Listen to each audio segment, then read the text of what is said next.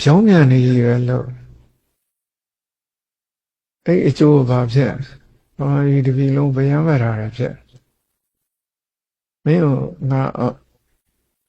အမှန်ကိုမြင်စေခြင်းနဲ့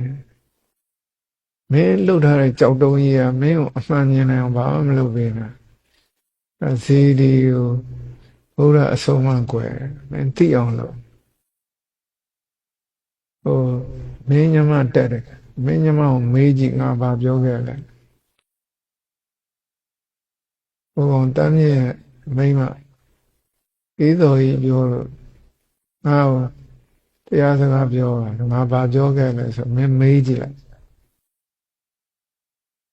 ငါအဲ့ဒီတော့ပြောခဲ့တာအခုတည်းဒီတိုင်းငါတို့စစ်တပ်ကမှတင်တဲ့လေးနေလူတတ်တဲ့ပညာတွေ mindset ကိုပြောင်းလို့အဲ့တော့161ခွန်တိတ်အောင်ငါမင်းငပိကျော်ပို့ပေးမယ်လို့ရှိလားလို့ပြောတယ်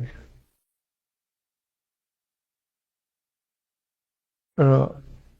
မင်းမှလည်းစိတ်ကောင်းနည်းနည်းပါးပါးရှိနိုင်တယ်လို့ငါယူဆရအဲ့လိုသိမ့်မယ်လို့ဖြစ်မယ်အချိန်မှာမင်းစိတ်ကောင်းဆွဲထုတ်ပြီးတော့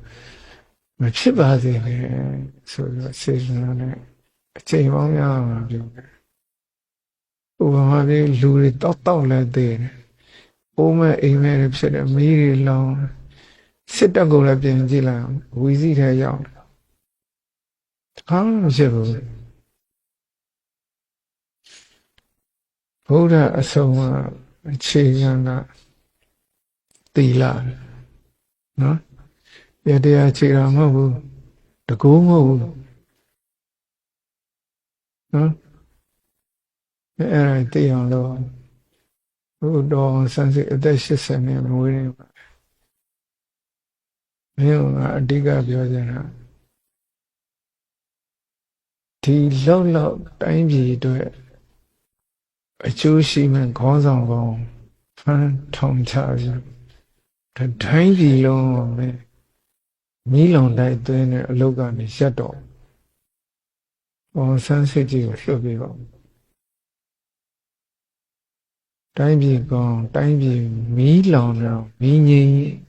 နိုင်တဲ့အလုပ်တွေလုပ်တော့ပါဇက်နဲ့ငြိမ်းချမ်းလုပ်လို့မရ